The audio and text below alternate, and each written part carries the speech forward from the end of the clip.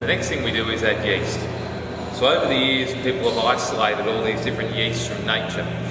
And when we buy yeast, we talk to suppliers and they'll tell us all the different yeasts they have and what their personalities are like.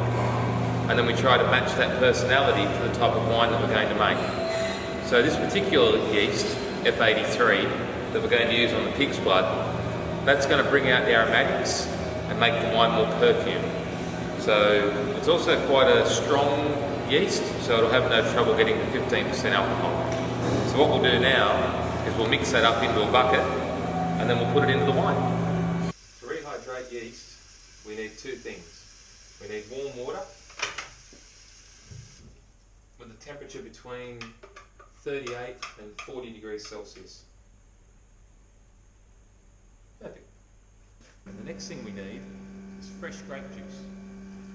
So this is a tank of Shiraz. We're just going to get some juice from it. And we'll use this in the rehydration process.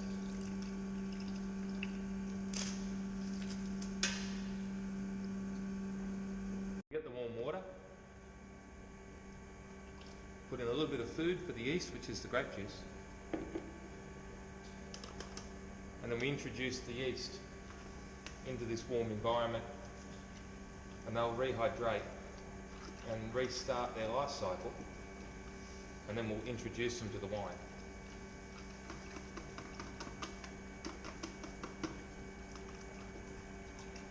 So after I mix this up, it'll take about 15 minutes for the yeast to rehydrate, and then they'll be ready to go into the grape juice and turn it into wine. So these yeast have been rehydrating now for about 15 minutes. You can have a look in there.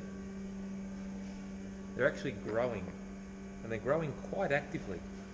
So what's happening is they're going through their rehydration, and once they rehydrate, they're finding a bit of food, and then being single cell mushrooms basically, they grow and then they form two new ones, and their life cycle is about 45 minutes for division. So very, very quickly they go from 1 million in a mill to 2 million in a mill to 4 million to 8 million to 16 million. Before you know it, there's billions of them. So to help that process, we just give them a little bit of grape juice. That'll give them the food, and that'll help them to go through the next stage.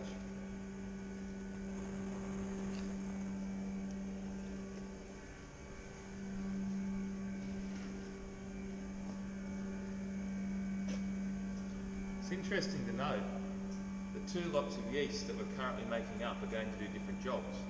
This one's going to make a port, this one's going to make the pig's blood.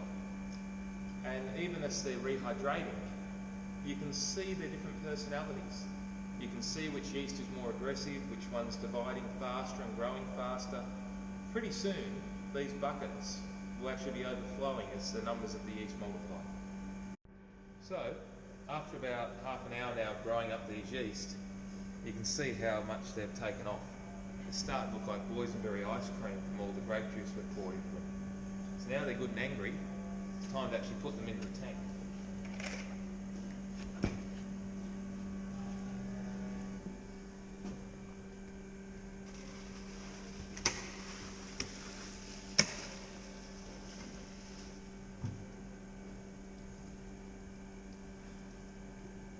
Now they're in there, they'll probably eat about enough sugar to make 3% alcohol each day. And after about 4 days, we'll take the skins and seeds out and we'll put the wine into oak.